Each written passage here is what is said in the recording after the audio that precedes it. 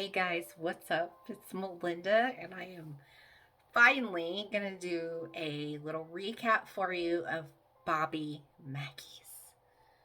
I'm telling you, I caught a lot of evidence, but I don't think that's really sometimes it's the people you meet and the things you get to experience that just, I don't know. Bobby Mackey's was like everything you want as an investigator with a little cherry on top because I got to do my first ever interview. And guess who it was with? Bobby Mackey. You guys, you don't understand. I just like, this was just like spur of the moment. I was like, hey, can I talk to Bobby? And they're like, hey, take her back to Bobby. And I'm like, wait, what? Oh, we're doing this?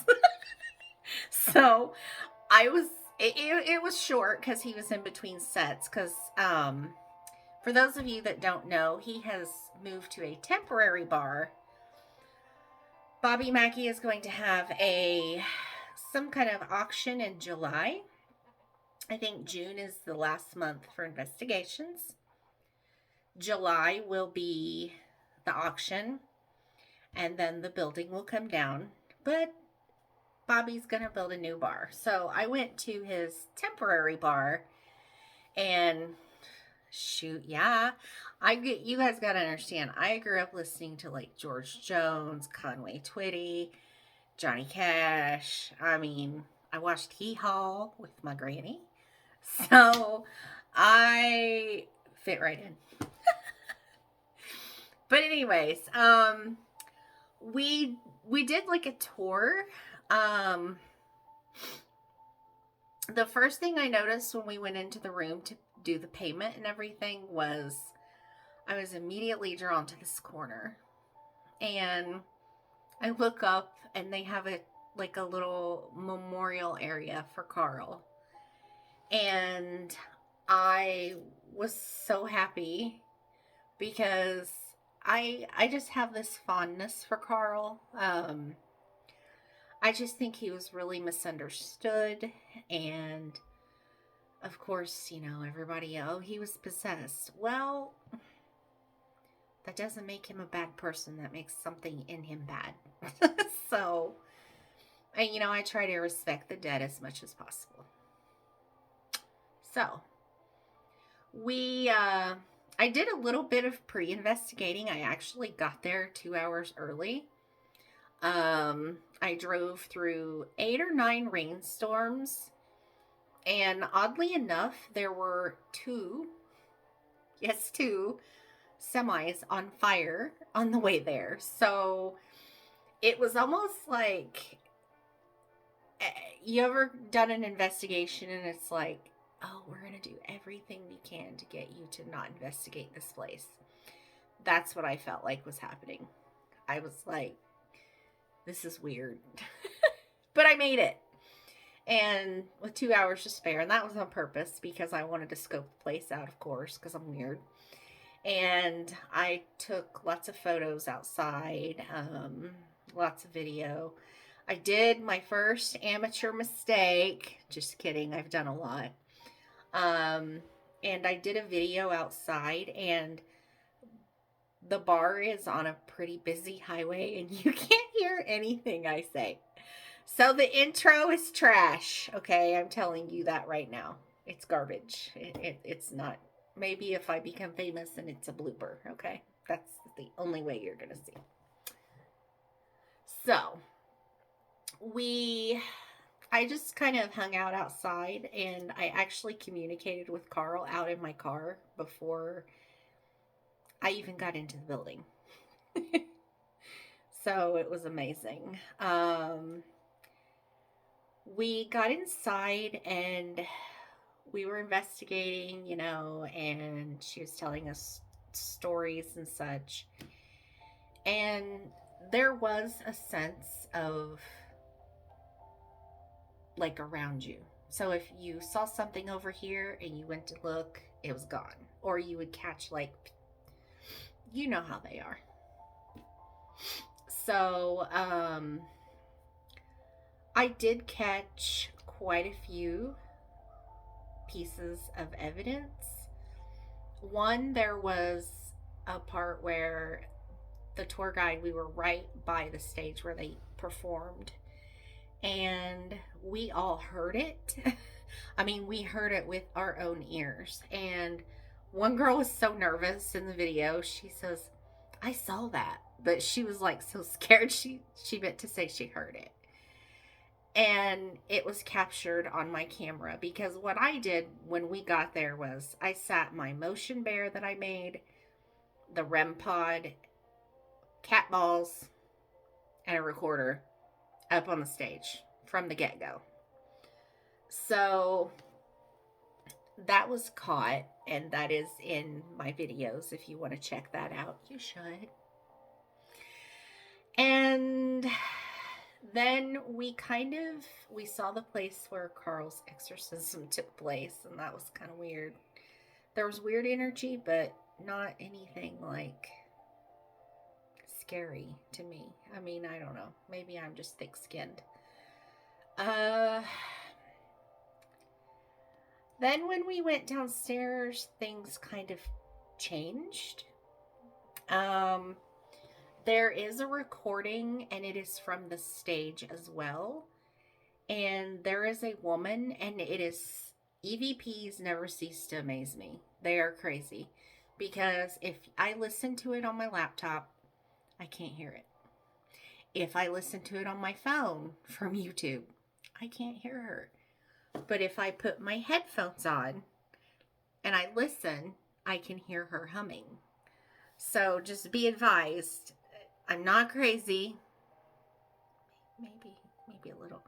But really, honestly, you can hear it with headphones on. EVPs are crazy to me. Excuse me. So downstairs, of course, we got to see the well. There is a room off to the side of the well. I did not like that room. I actually, at one point, we were sitting just watching, trying to see if we saw shadows or anything. And I had my back to this doorway, and that changed real quick. I did not feel, I don't want to say safe sitting up against that, but I did not like having my back to that. And typically that's not really a big thing to me. So I was getting a vibe from this room. Decided to do some photos in there. And I mean it when I tell you guys, I love spirits, but they frustrate me. Every single picture, do you understand? Every single picture from Bobby Mackey's did not turn out. There are lines, there are streaks, they are just garbage photography with a camera that was about a paycheck. So that part frustrated me deeply. I was like, oh my God, because I have no photos practically inside. I have maybe 6, and I took like 25 or 30. So kind of makes you wonder what happened, but I don't know. And then, to make matters worse, the chip has disappeared. I don't even know where the chip was. I call them chips, okay? That all the pictures were on. It's lost. I have no idea where it's at. Now, is that me or is that something else? I don't know. Probably me. I'm the problem, it's me. Yes. So, I think I'm going to go back to the auction in July. I kind of joked with Bobby Mackey, and I was like, I'm going to come see you in July. And he's like, oh, that'll be great, And I said, yeah, maybe I'll be able to afford a fork. And he kind of thought that was funny. So I don't know that I'll be able to afford anything, but we'll see. And if anything, I want to try to slip around and take some pictures, Because maybe they'll have the lights on and I can see better too. Because it was like very, very dark in there. But there is a room in the basement, and it was Carl's workshop. And I caught Carl's voice outside in my car before I even entered the building. I asked him what his favorite color was, and I heard something say black. And then I asked him if he was over at Bobby's new bar, and he spiked my EMF reader for me. So you guys just gotta go see it. But in the workshop, I caught a really cool EVP, and Carl smoked, so he had kind of a distinct voice. And it's Carl. I'm sorry. It's Carl. So again, thank you, Carl, for coming and talking to me. Him and Bobby both, they made my day. It was a great experience. I don't feel like there's anything demonic there. I would go there by myself. I mean, I don't want to downplay it. Of course, it's haunted. I caught stuff. But it's just not what you see on TV. So, and believe me, when I say that, I still have total respect for paranormal investigators, because the equipment alone makes me crazy. I hate equipment setup. It sucks. I hate it. I'm dumb. I don't understand it. So the equipment alone is hard to do. So I still have mad respect for paranormal investigators that have shows and stuff. But I don't want to say I was disappointed. I was just surprised that I didn't get as much as I did. Maybe it's because it was a group of 8 or 10 people. I don't know. But we actually had a little boy. He was probably 8 or 9 maybe on our group. And he wasn't even really scared. So I got to show him how the bear worked and the REM pod worked. So that was kind of another highlight of my night. He's a little mini investigator, and it was so cute. But anyway, those videos are up, and I had a great time. I'm glad, so happy, glad, thrilled that I got in there before they tore it down. Because for the longest time, I saw all the episodes of different shows, which I will not name, and they scared the crap out of me. I'm usually okay, but if it comes to demonic stuff or Native American stuff, that is something your girl, I'm a little scared of. Honestly, it's not something to mess with. So I was freaked out, and it was fine. It went well. But there are quite a few little instances of, at one point my camera was going in and out of focus. Like I said, the growl. But I don't feel like it's anything to be afraid of. I don't know who's there. I know Carl's there. As far as the Pearl Bryant thing and the Johanna thing, I don't know what to think of that either. Because when you, again, hear about it on TV, it's totally different from what the guide, who's been doing tours for, I think she said 10 years at Bobby Mackey's. Lucky. The things she tells you and the things you hear on TV are kind of different. So, yeah, it was, a little bit. But anyways, after the investigation, I collected myself, got dolled up a little bit, and I went to Bobby's temporary bar, like I said, and You guys, I'm telling you, I'm still like, it's been a month almost, and I'm still on cloud nine. I completely winged it. Um, I was actually a little bit starstruck by Bobby. Um, I approached his wife and I was like, hey, can I talk to Bobby? Or is that. And she got the security guy. She's like, hey, take her to Bobby. And I'm like, oh, we're doing this. Okay, like I said. So I was completely freaked out. Um, but once I started talking to him, it meant a lot to me, and I don't know if he fully understands. I totally fangirled.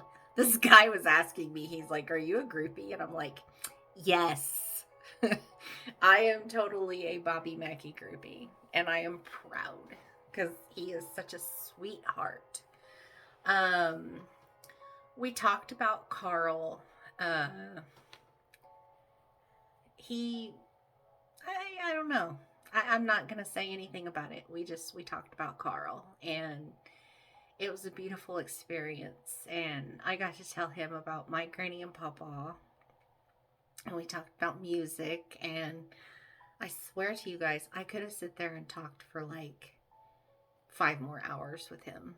I wish I could, honestly, because he's got such cool stories. And there are some people who have, like, not money, like not loaded, but they got money. And I'm like, there are some musicians I don't like. That's what I'm trying to say. Yeah, I said it.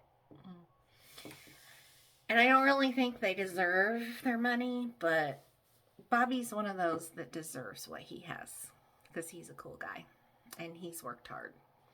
And I might add, 75 years old, tearing down his old bar, building a new bar, and performing a couple nights a week till like 2 or 3 o'clock in the morning. 75. The man is crazy. So big thanks again to Bobby and all his staff and his family I got to talk to. I got a shirt, and Bobby asked me, he's like, did you get a CD? And I said, no. Oh, no, go get you a CD. So there were a lot of CDs with him on it, and I really wanted those. I might get one later, but I liked this one because it has the outside of the old bar. And then he asked me my name, and he said, I'm just going to sign your CD because our names won't fit. So he signed the back for me. And this is so dear to my heart. Like, I carried it in the front seat with me all the way back home to Indiana. I was so happy. And like I said, I got a cool shirt of the whole bar on the front of it. So it is an end of an era. I'm sorry if, you guys wanted to go there. I hope you can watch my videos and kind of get a sense of what it was like. I really hope that Carl finds his way to some sort of peace, or maybe he's going to hang out and honky tonk in the next bar. I mean, we don't know what's out there past this. So, this whole month has just been kind of weird. It's been like, I felt this like pulling to Bobby Mackey's, and I went to Bobby Mackey's, and then we had the Northern Lights. And here in Indiana, they were phenomenal. So who's to say what's gonna come next? I mean, aliens? I don't know. But anyways, I am going to let you guys go. I hope you enjoy my videos. I am sorry this was so long, but Bobby Mackey's cannot be explained in 10 minutes. Like, subscribe, and please share and stick around because I have some exciting news coming soon. We are going out of state we're going to go to one of.